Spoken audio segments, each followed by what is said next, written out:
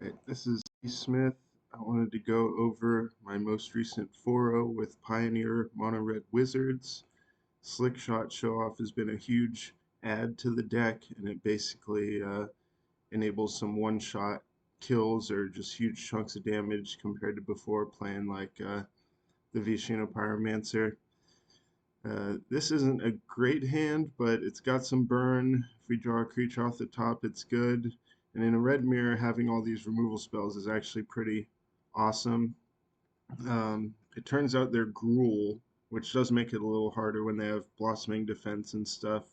But we get to trigger Spectacle some more, and kind of set up next turn. Hope to draw a land. Our opponent still got his Slick Shot in exile, so maybe not a great attack with the etching of Kumano. We're still kind of forced to take one of his things off the table. And Lenza Chandra, which is pretty threatening. He's going to get a huge hit in here and have an active Planeswalker. Um, but we have a wizard. We're able to kill both creatures, leave the Chandra around for a minute, and still have close to lethal burn in hand, especially if an untapped land comes off the top. Um, he's going for a big hit, and paying the 1 life here actually is relevant because it's going to mean that these two cards equal 8 damage, and we even draw another skewer to boot, so get to burn the face. Alright, so game 2 of match 1. We're going to be on the draw versus Gruul Slick Shot aggro with a reasonable hand that needs a second land, and probably going to need some more removal, but there's another Wizard's Lightning off the top. And he's starting to go wide. Interesting turn 2 Kumano, leaving both the 1/2 creatures, so we have to start picking those off. Um, you can't really block in the face of Monstrous Rage most of the time unless you're willing to just lose your creature. And being short on mana here, I need to hold my wizard back. So I go to swing big here, hoping that it might be able to stabilize with like the Soul Scar next turn, or just kill him with like Slick Shot Monstrous Rage. But he's gonna have another Kumano flip here. 3 mana Wizard's Lightning on the small one to play around Monstrous Rage.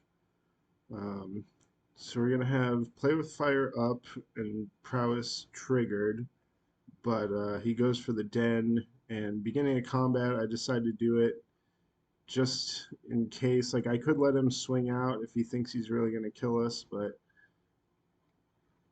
he didn't have an instant to use, so I decided to just go for a lethal play here with the flyer. Alright, so round 2, game 1. They're on the play with not the greatest hand, but usually these slick shot hands are good enough, like especially with a light up the stage. Um, at first I thought they were playing Phoenix, but I still just run out the Slick Shot. I don't have a Monstrous Rage or anything to protect it, so I might as well get a damage in while they're tapped out. And he plays Volcanic Spite, which is a tell that they're actually on creativity. Um, so they get a Fable down. You got double Skewer and top deck a Show Off, which is pretty good. I don't try to bluff anything here because it's just too bad to lose the Soul Scar if he calls it. Um, but they go for another Fable, tapped land. We have Skewer into light up the stage and guaranteed another mana. So if we hit a lot of things, we just kill them. And it turns out basically 2 lethal things, so just do the math, and that's 11.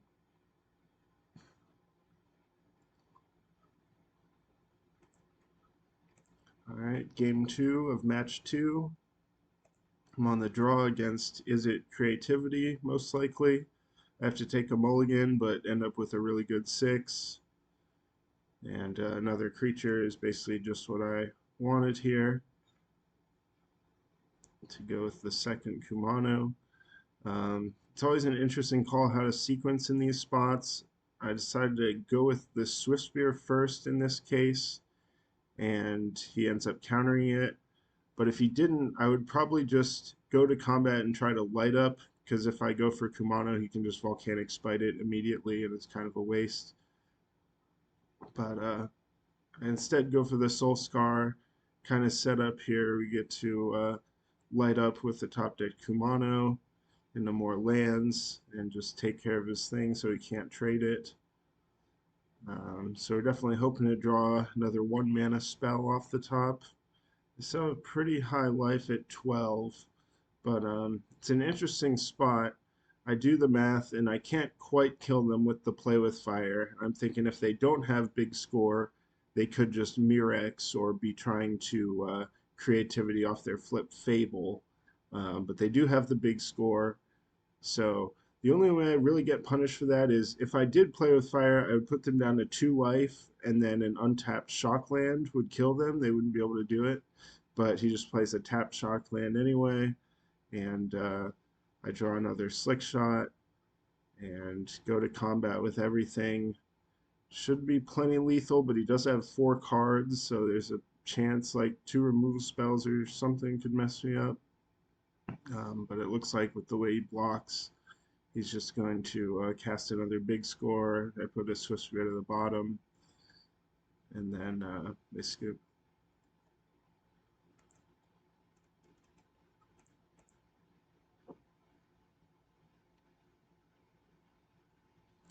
So round 3, I'm on the draw. Game 1, and it looks like they've been playing Amalia, so I figure that's what I'm up against. My record against it has actually been pretty good. You just have to know kind of when to remove their creatures, but most of the time it's going to be correct to remove it. And here is an instance where I think it is correct to bluff attack because you don't have to pay the ward and you can just lightning their face. It does suck to have to use it and not a skewer there, but we'll take it. Um, Goes for Innkeeper into another Amalia, making it a 3/3. So take a draw and find another Source Scar Mage. Um, Here I just leave up all my mana to bluff with the plan to kill both creatures and play another Soul Scar. And again, hoping to draw 1 mana prowess trigger thing off the top. But he's got a Pain Land, and he's going. We'll see what they play. It's a Skyclave Apparition. Just going to take one of my things. And here we do draw Kumano, so we can get a pretty sizable hit in. They're at 11. Take one off the Kumano, plus 7 in combat. They think for a while, but ultimately decide not to block, which I think is correct. So they go to 3. If they use the Pain Land, which they do, they go to 2. They play that out. So I really need to hit something here, but it's a land. So I put them to 1 with the Slick Shot, and if they have something, I'd probably lose, but they don't. I win. So round 3, game 2 on the draw against Amalia. Got a pretty good hand, just 1 removal spell, but it can kill anything, so pretty happy with that. Once you start getting multiple slick shots, you can race pretty well, but I draw a Lava Runner, or sorry, not this turn. I draw a Chain Whirler here, which is actually pretty awesome in the matchup. I've been liking having access to that, along with the one and the Festivities. They both fill a role kind of in different matchups, sometimes the same matchups, but in this case, they're going to bring back another X1, but my priority is to kill the Amalia. Like, that's what's going to cause a big problem for me. So here's where I draw the Gitu Lava Runner. Um, I don't have 2 spells in the yard, but I'm just going to play the Swift Spear and Frenzy. Like, I could have played another Slick Shot, but I felt like just going a little wider was important, and I don't have another Prowess trigger lined up, so might as well just play the Lava Runner out. Um, really hoping he plays another thing that I can Chain Whirler away, and he goes for a shock into Coco. He does hit a spell with the Snowdy Scout, so he gets a counter, and it's not a clean 2-for-1 with the Chain Whirler. But we do have some sizable attacks here. I draw land, and here I kind of have to bluff attack and hope he puts 1 damage on his Cenoti Scout, which I guess we're fine trading the Swift Spear with at that point, just to get that other thing off the table. So we leave Amalia alive for a turn and hope to dodge any type of life gain, basically. Here I fire up the Den, get a big hit attack with everything, knowing I'm going to lose either my Den or my Chain Whirler. And he goes to Get Lost on the Slick Shot, put him to 5, but I do get 2 maps, and they have no plays. So I go for Slick Shot and start cracking maps on it. Go ahead and put him to 2, and don't want to lose my creatures with bad attacks, so I just see what he has. Takenuma finds Deep Cavern Bat, but no matter what he does from this point, I have the win. Monstrous Rage off the top does it.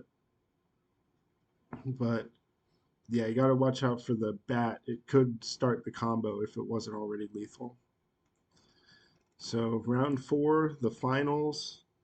I'm playing against a good player on mono black waste knot type of deal, and I have to take a mulligan off the no lander, which always feels bad in the Thoughtseize matchups. I'd much rather keep a loose hand and not mulligan than, be forced to mulligan and maybe still get wrecked by hand disruption. But he takes my wizard. I top deck a Monstrous Rage, so pushing damage, get another Thoughtseize, and drawn some lands, but I have 2 Dens, so I can maybe push damage later. And he's got Bank Buster. I just go for another Monstrous Rage, hoping that any 3 damage spell will kill him. Plays Shieldred, and if I top deck a land, which I do, I fire up the Den, and that's exactly 3 no matter how they block.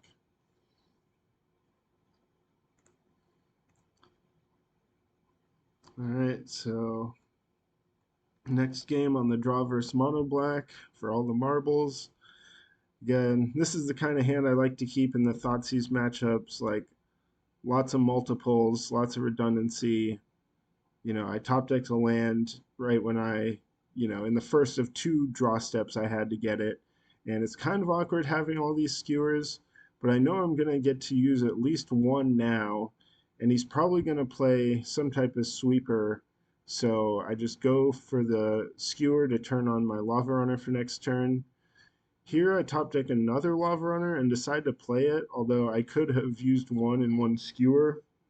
And he has 2 removal spells here, but there's not much playing around that. And I draw Kumano, go ahead and use a skewer. It seems like they think about Thoughtseizing here, but I just draw another Kumano to turn on my other skewer. Now they're at 2 life, and I've got 2 Kumanos coming up in the next couple turns. I draw another Kumano here, so I'll probably have to remove this or I die. Yep, cut down. And I play the other Kumano, put you to 1. See if they go ahead and do the Bank Buster, play another Bank Buster, and it's the 4th Kumano off the top for the win. So it was a pretty fun prelim, and I'm loving this version of the deck, so I hope other people try it and do well with it.